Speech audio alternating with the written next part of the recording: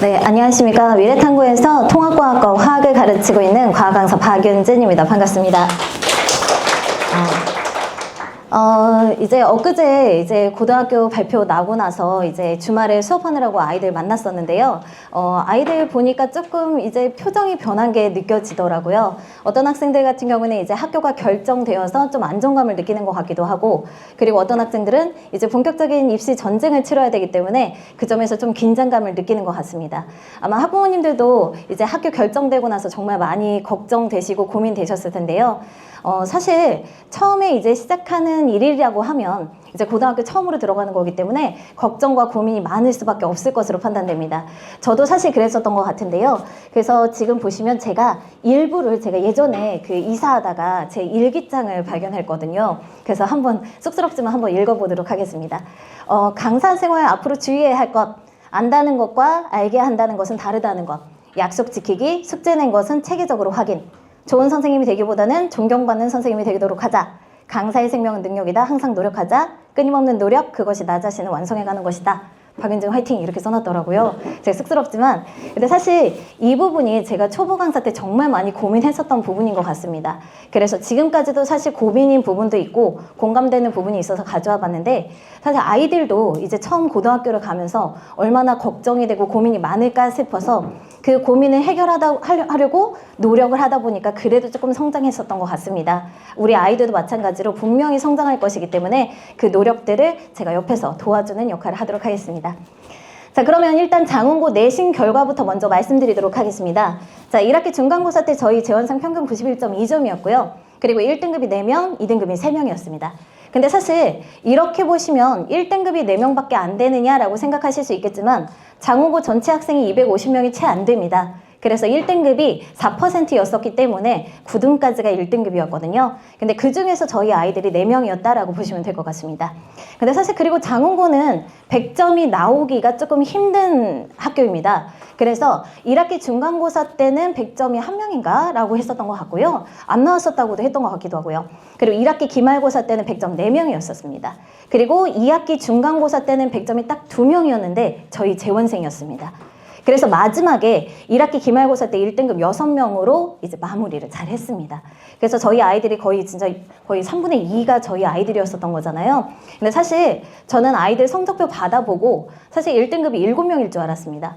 그래서 그 아이가 2학기 중간고사 때부터 저랑 같이 수업을 했던 학생이었는데 그 학생한테 물어봤었거든요. 너 분명히 이 점수면 1등급 점수인데 왜 1등급이 아니야? 라고 했더니 그 아이가 그러더라고요.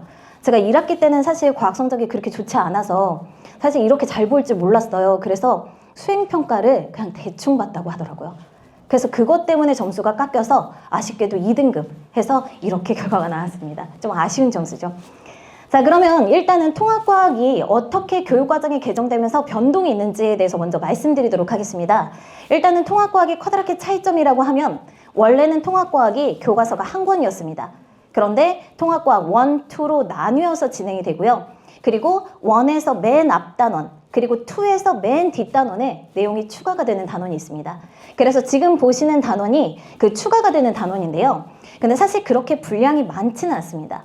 과학의 기초라고 해서 이 파트에서 지금 아마도 조금 그래도 어렵다라고 하는 파트가 기본량과 단위라고 하는 파트인데 그 단위 환산 문제에서 조금 아이들이 계산 문제이다 보니까 어렵지 않을까라는 생각이 들고 이 파트는 아마 1학기 중간고사 때 시험 범위에 들어가지 않을까라고 예상하고 있습니다. 자, 그리고 이 단원은 사실 그렇게 커다란 변동은 없습니다. 기존의 1단원이었던 파트인데요. 근데 조금의 변동이라고 한다라고 하면 여기 지각과 생명체 구성 물질이라는 파트에서 조금 탄소화합물에 대한 내용이 빠졌고요. 그리고 맨 마지막에가 원래 신소재 파트였는데 그 신소재 파트를 전기적 성질과 연관제한 신소재를 주로 배운다라고 보시면 되겠습니다. 그런 것들이 거의 다 반도체 이런 것들이겠죠. 그래서 이렇게 나뉘어지게 되고요. 그리고 자, 이제 3단원에서는 사실 단원의 배열의 순서가 조금 바뀌었습니다. 원래 물리 파트가 맨 앞에 있었던 파트인데요. 지구과학이 맨 앞으로 갔고, 그리고 여기서의 또 다른 차이점이라고 하면 생명 파트에서 용어의 변동이 조금 생겼습니다. 그래서 원래는 뭐 미토콘드리아라고 했던 것이 영어식 표기 방법으로 마이토콘드리아, 그리고 리보솜이 라이보솜, 이런 식으로 조금씩의 변동이 있다라고 보시면 되겠습니다. 자, 이제 2학기쯤에 배우는 통합과학 2 단원은 사실 여기에서 새롭게 추가가 된 단원이 있습니다. 그게 바로 물질 변화와 에너지 출입이라는 파트인데요. 여기는 원래 화학 1에서 있었던 단원입니다. 근데 이제 통합과학으로 내려와서 이제 통합과학에서 수업을 진행한다라고 보시면 되고요. 그리고 이 2단원 파트에서 사실은 가장 어려운 파트가 물리 파트였었습니다. 물리에서 지금 보시면 발전과 에너지원, 바로 전기 파트입니다. 이제 아이들이 가장 어려워하는 파트였었는데 그럼에도 불구하고 조금 아이들이 학습 부담을 줄일 수밖에 없었던 건 바로 여기 뒷부분에 전력 수송이라는 파트가 있었는데 그 파트가 빠졌습니다. 그래서 오히려 물리 파트에서는 조금 부담이 줄어들지 않았나라는 생각이 들고요. 그리고 맨 마지막 단원은 이제 또 새로 추가가 되는 단원입니다. 근데 사실 여기는 과학과 미래사회라고 해서 과학이 얼마나 유용하게 발전을 했고 그것이 미래사회에 영향을 어떻게 미치는지에 대해서 다루는 단원인데 사실은 이 단원 자체가 예전의 교육과정이 융합과학 배우던 시절에 맨 마지막 파트에 비슷한 단원이 있었습니다. 그런데 그 당시에는 맨 마지막 단원이다 보니까 학교에서 거의 배우지를 않았었습니다. 시험 자체에서 문제 출제도 안 하시고 거의 없는 단원 취급을 하셨습니다. 그런데 이제는 여기를 없는 단원 취급할 수 없는 것이 이게 이제 수능으로 통합과학을 보잖아요. 그래서 학교에서도 수업에서 간과할 수 없는 부분이지 않을까라고 예상되는 부분입니다. 그래서 통합과학 단원이 이렇게 총 1 통합과학 1에서 3단원, 2에서 3단원 이렇게 진행이 되고요. 그래서 장원고 이제 본격적으로 통합과학 수업이 어떻게 진행되는지에 대해서 말씀드리도록 하겠습니다. 자, 장원고는 4학점으로 진행이 되는데요.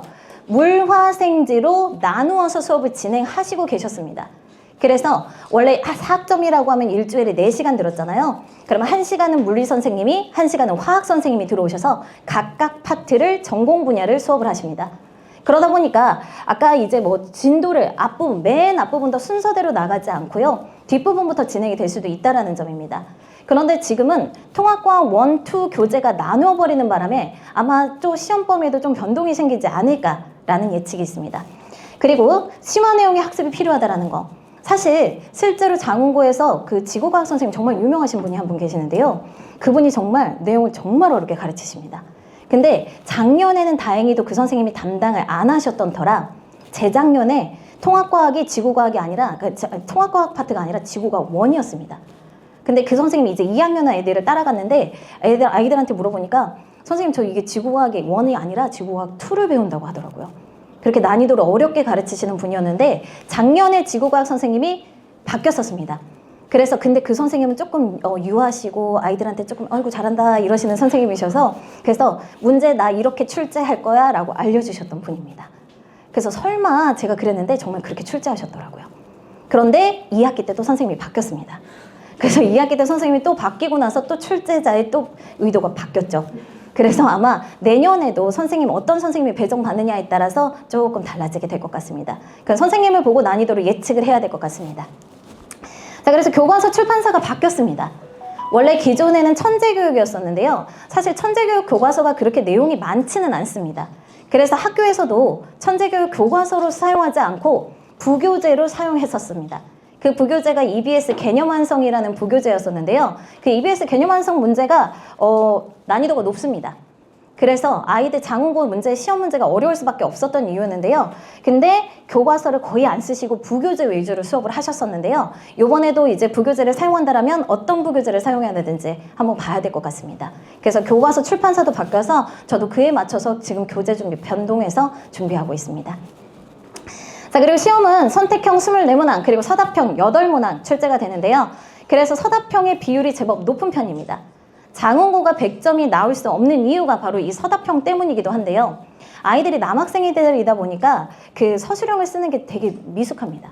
근데 그거에 맞춰서 써야 점수를 주시거든요. 근데 그걸 안 맞췄다라고 하면 1점 깎으십니다. 그래서 그것 때문에 99점 맞는 학생들도 있습니다.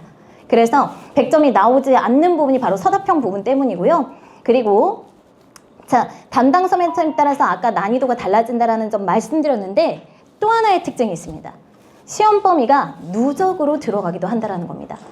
그래서 만약에 1학기 기말고사다 하면 1학기 중간고사 내용 그대로 누적해서 출제하시겠다라고 하십니다.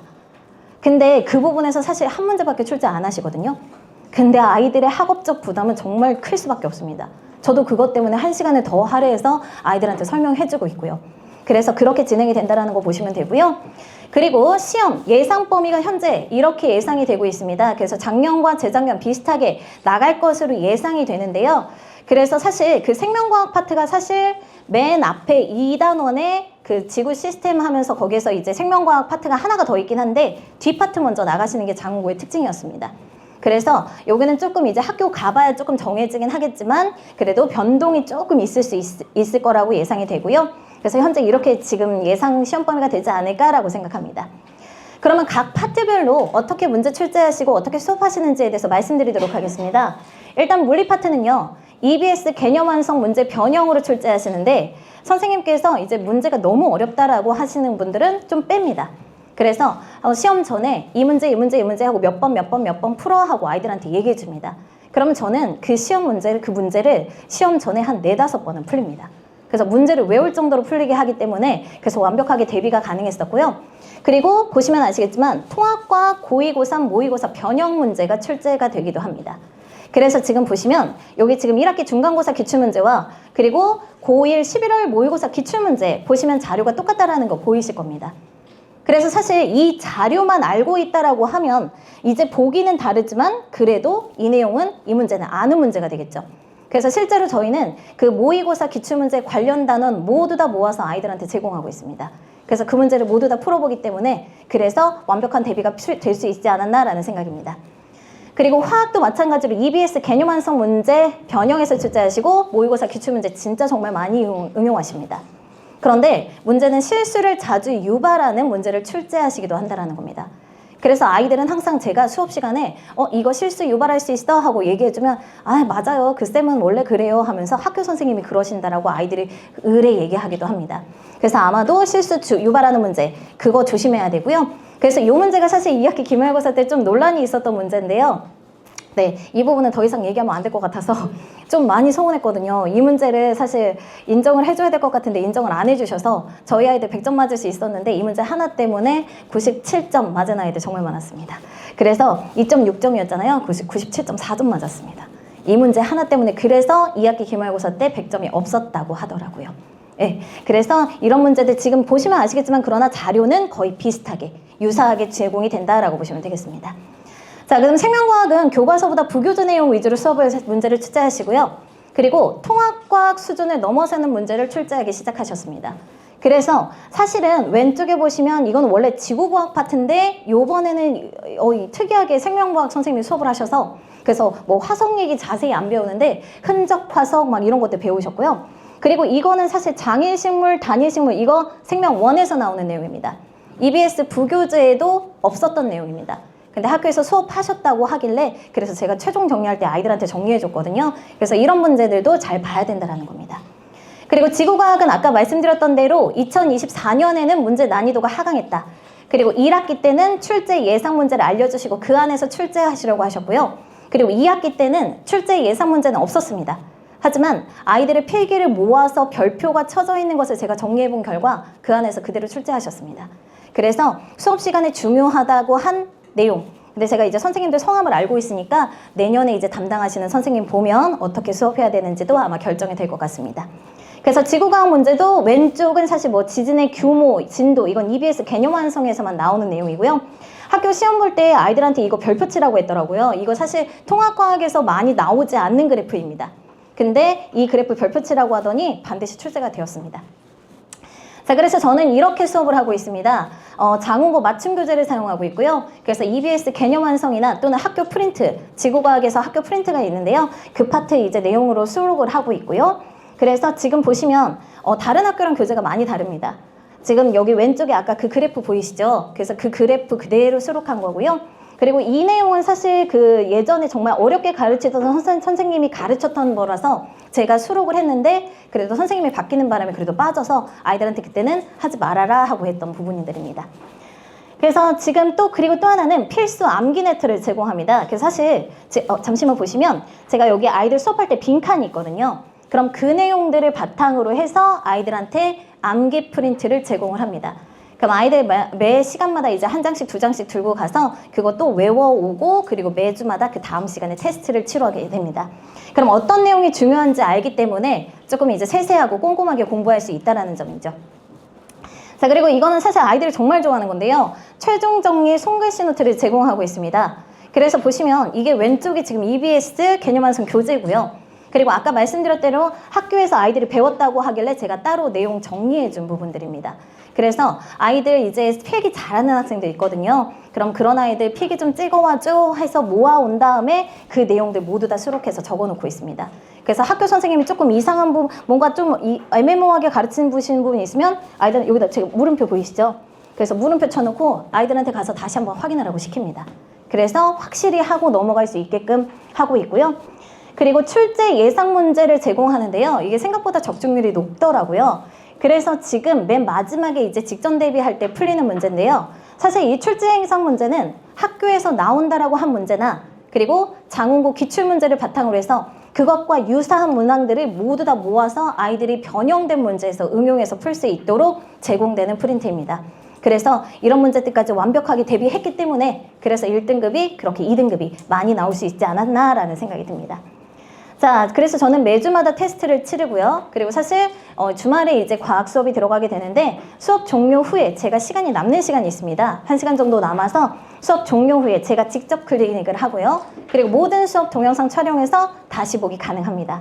그리고 지금 저 여기 이제 설명회 오기 전까지도 아이들이 사진으로 문자 찍어서 보냈거든요. 그래서 지금 방금 전에도 풀어주고 왔는데 지금 실시간으로 문자 클리닉해서 풀이 과정 영상으로 제공하기 때문에 아이들이 직접 학원에 오지 않아도 바로바로 해결할 수 있어서 좋다고 하더라고요. 이렇게 진행하고 있습니다. 그래서 지금 현재 관악고 통합과학 수업은 토요일 오후 2시에 진행될 예정입니다. 그래서 이번에는 이제 작년보다도 더 좋은 결과 낼 수 있도록 최선을 다해서 열심히 하도록 하겠습니다. 지금까지 과학 강사 박윤진이었습니다.